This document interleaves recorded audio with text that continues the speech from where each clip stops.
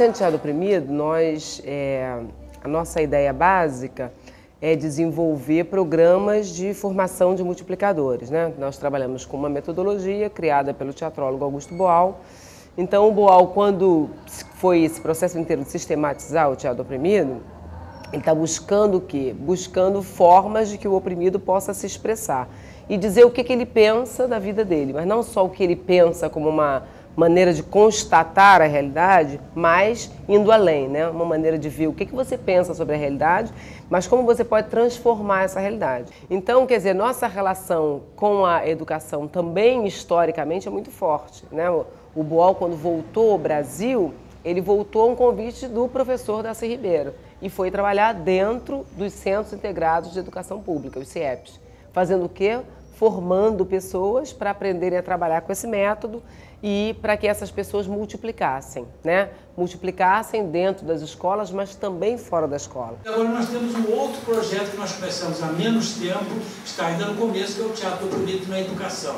E também aqui a gente pensa não apenas em falar sobre a educação no sentido mais conhecido, mas a gente tenta entender que diferença pode existir entre educação e pedagogia. Será que são a mesma coisa? Certamente não. Existe um sociólogo, que aliás ele não era sociólogo porque ele era chamado o primeiro sociólogo, ou ele era chamado o inventor da sociologia moderna, que é Émile Durkheim, e que ele fala das diferenças. Então ele fala a educação consiste em fazer aquilo que já se sabe, e a pedagogia de fazer com que as pessoas vão em frente e descubram.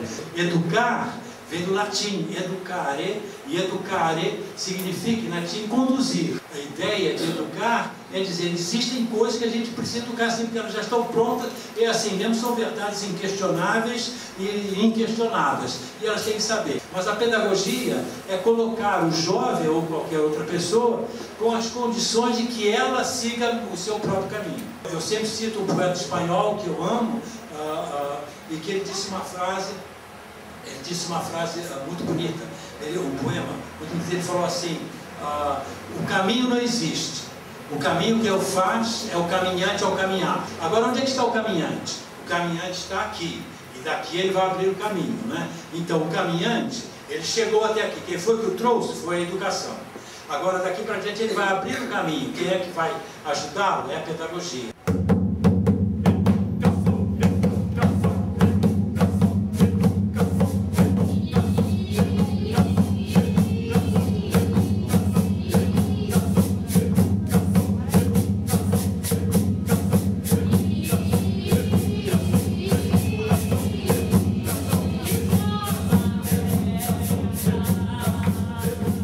O projeto Teatro Oprimido nas escolas, qual foi a ideia do projeto? Foi usar a metodologia do teatro oprimido como um instrumento de promoção de diálogo.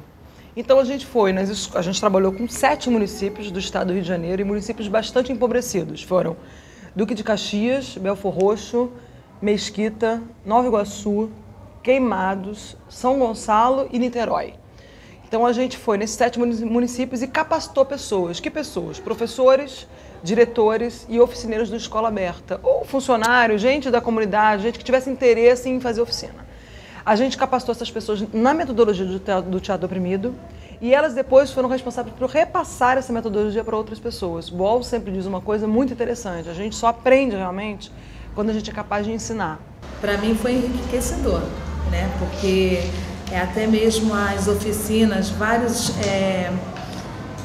exercícios eu não conhecia. Eu passei a conhecer, passei a aplicar nas minhas salas e no meu trabalho com eles. E hoje eu continuo usando. Foi um curso até que me fez assim, crescer muito como profissional de educação, pela convivência, pelo trabalho desenvolvido, pela noção de socialização, pelo trabalho lúdico, pela possibilidade de mostrar aos alunos da escola o novo. O CTO trabalha assim, tirando assim do aluno o que ele tem guardado dentro dele, que às vezes ele não sabe. Eu acho que essa metodologia do teatro do oprimido dá uma oportunidade muito grande para quem está trabalhando, para esses alunos, a se sentirem valorizados, sentirem que eles têm voz e que porque é muito prazeroso você ver uma coisa que você criou pronta, né? Vamos dizer assim, sendo apresentada para um monte de gente. E assim, eu sempre procurei dentro desse trabalho, porque eu acho que, pelo que eu entendi da metodologia, eu acho que tem que ser assim, toda a ideia é importante. Tá na hora de estudar. Tá na hora de estudar. Tá na hora de estudar. Eu só quero namorar. O CTO trouxe uma coisa muito interessante para as escolas onde ele atuou. Porque a escola aberta, o princípio da escola aberta é a abertura das escolas no final de semana para a comunidade. E, afinal de contas, quem vai ofertar essas atividades? A princípio seria metade os alunos, metade os professores e a comunidade. Só que, às vezes, precisa alguém para dar uma liga, potencializar, né, essa equipe, esse grupo, que não é uma equipe ainda, né? São pessoas dispostas a trabalhar. Essa parceria da agenda da escola aberta com o teatro oprimido nas escolas, o teatro oprimido na educação, acho que é um elemento central do ponto de vista da nossa perspectiva de romper com os muros da escola. A partir do fim de semana, de algum modo, produzir com intencionalidade, com algum sistema, uma subversão dessa ordem em direção a uma escola de tempo integral. Qual é a nossa maior operação política, que eu acho que essa parceria com o teatro oprimido é fundamental? É dizer que desigualdade e diferença não são sinônimos.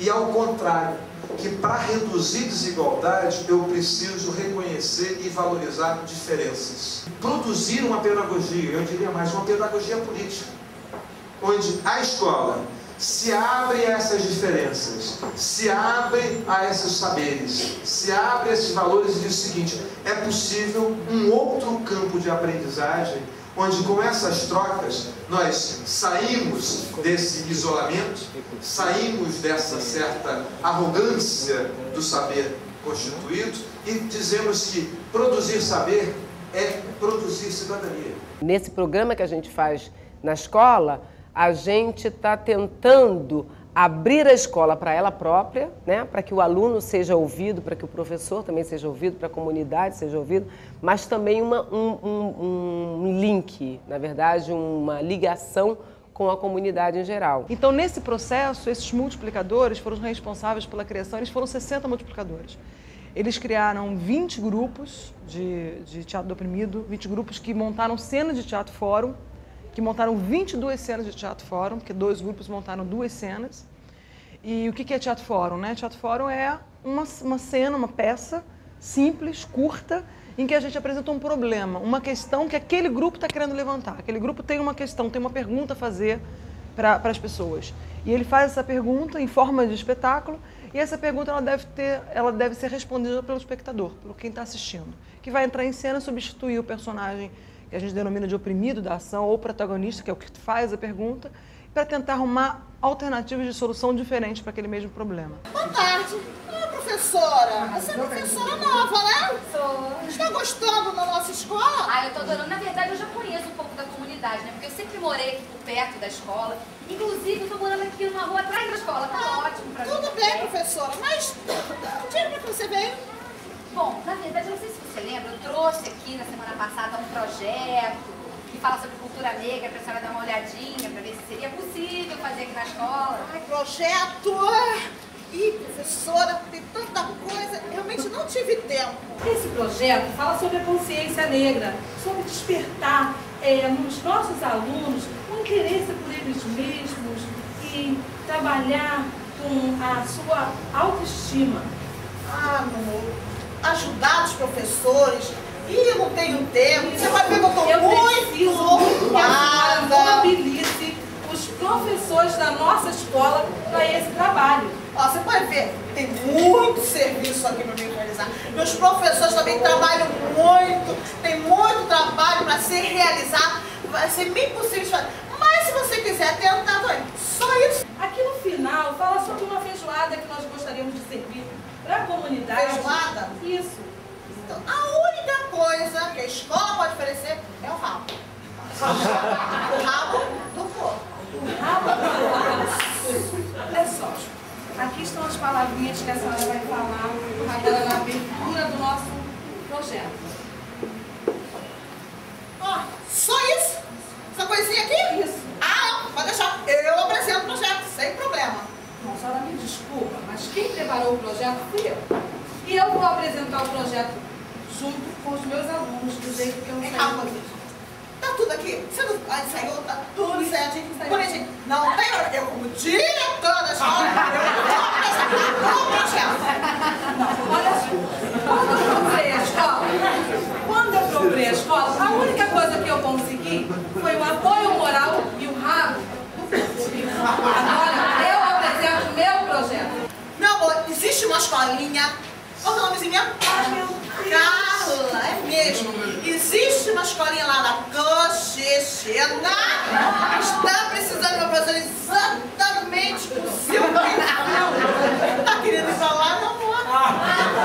Agora, como já foi feita a apresentação das crianças, dos alunos da minha escola, vim aqui agradecer a colaboração de todos, os secretários, o secretário de Educação dos municípios, os nossos professores por ter me ajudado a realizar o meu projeto. Quando a gente trabalha com esse método, a gente está buscando democratizar o acesso não à cultura, mas à produção cultural. Quer dizer, como é que todas as pessoas podem, através desse método, expressar o que pensa, mas através dessa expressão entender melhor o que pensa, entender melhor a realidade e, dialogando através do teatro, buscar os meios de transformar essa realidade.